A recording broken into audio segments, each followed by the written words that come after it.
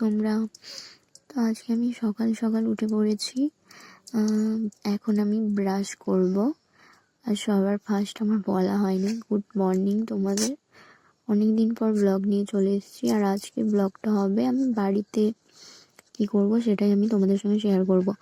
তো কি জানো তো, আমি কদিন ধরে দেখছি তোমার আমার ভিডিওগুলো দেখছো না, আমার ভিডিও ভিউজ হচ্ছে না, লাইকও হচ্ছে না। এত কষ্ট করে ভিডিও করি তাও তোমরা আমাকে সাপোর্ট করছো না, কেন আমি জানি না।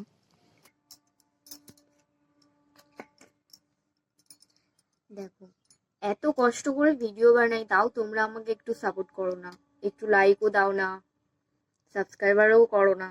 আমি দেখেছি আমার ভিউ কিন্তু ভিডিওতে অনেক কম। যাকগে, দেখো আমার ক্যামেরা ধরার কেউ নেই, তাই আমি নিজে নিজেই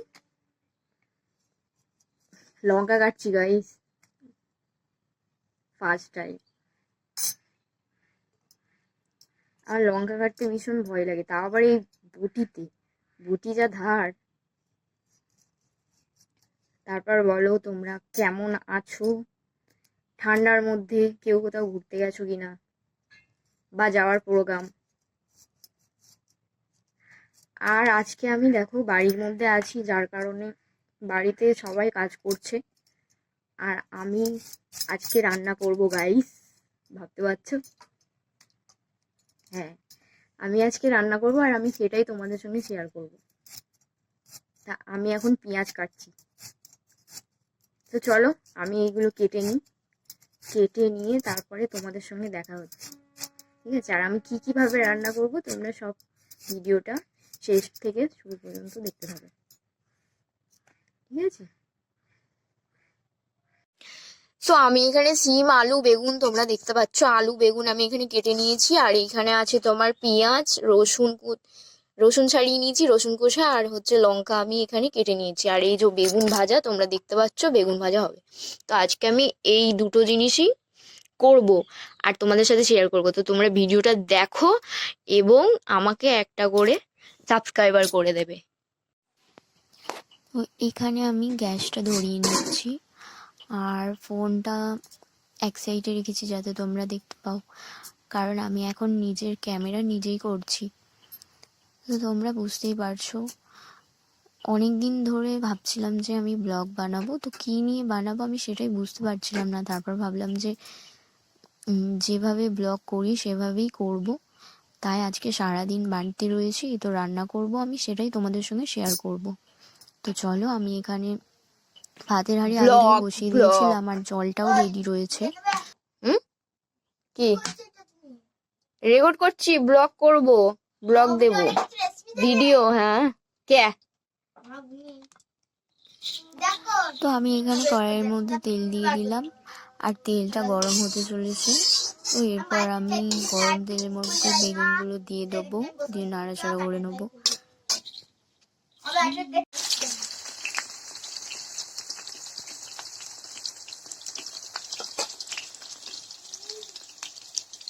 দেখিস নি অনেক সবাই ব্লগ বানায়, সেই রকম ব্লগ করছি। কোথায়? তাহলে আমার দাদুরা যেখানে আছে ওখানে যা, ওইখানে নিয়ে যাও। ওকে দিবি না ফুল, ও মুখে দেবে। আমার জন্য আনবি? হ্যাঁ, 4-5টা নিয়ে আসবি।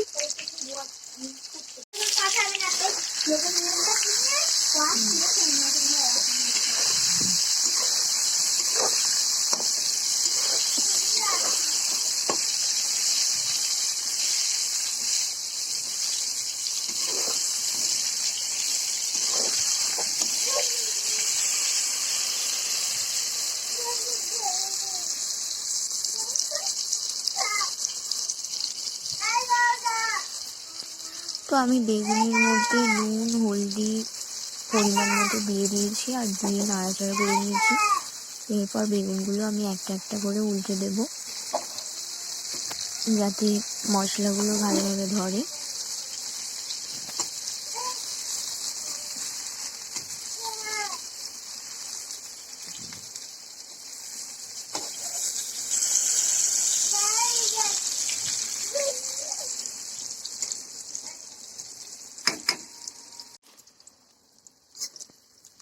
এরপর বেগুনগুলো আমি উল্টে নেব, কারণ বেগুনগুলো ভাজা হয়ে এসছে, লাল লাল রং এসছে, তাই কড়াই যাতে না ধরে যায় তার জন্য উলট পালট করে নিচ্ছি।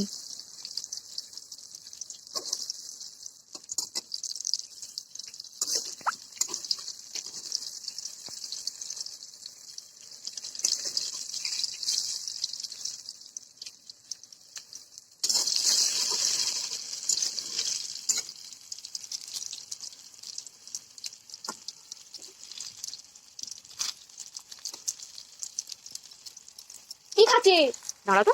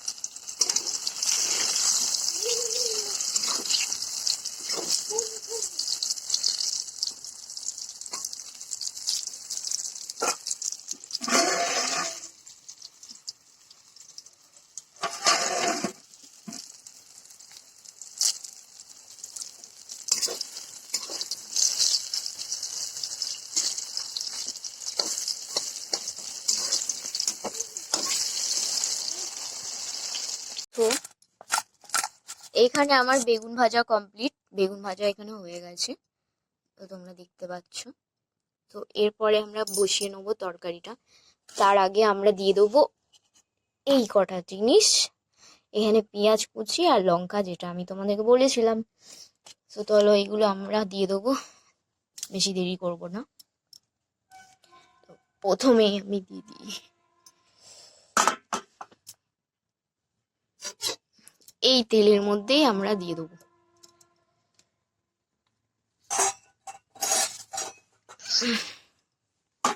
ফার্স্টে দেব পেঁয়াজ,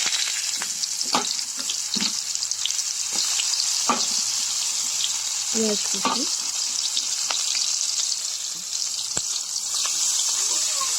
পেঁয়াজগুলো আমরা লাল লাল করে ভেজে নেবো।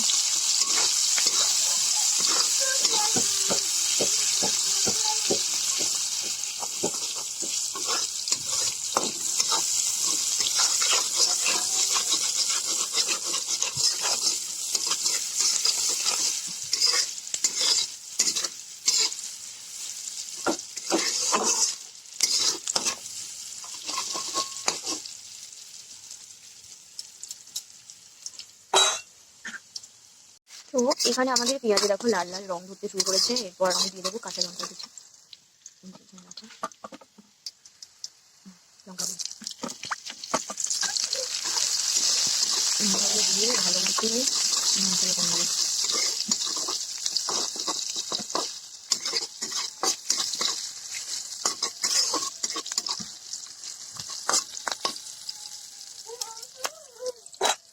আর এই রসুনগুলো আমাকে পেস্ট করতে হবে, চুপ করে নেবো। ঠিক আছে, হাওয়া আসটা এর মধ্যে আমাকে দিতে হবে রসুনগুলো। রসুনগুলো দিয়ে ভালো করে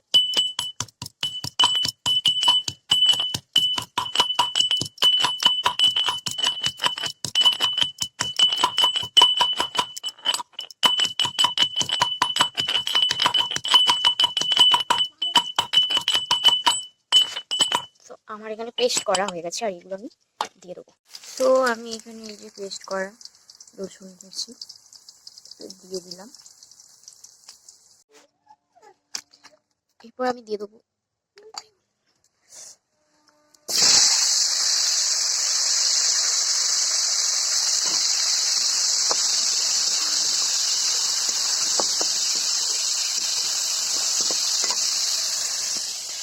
তো আমি এখানে একা হাতে করছি গাইস, যার কারণে আমি জানাটাও ঠিক বুঝতে পারছি না। হয়ে যাচ্ছে।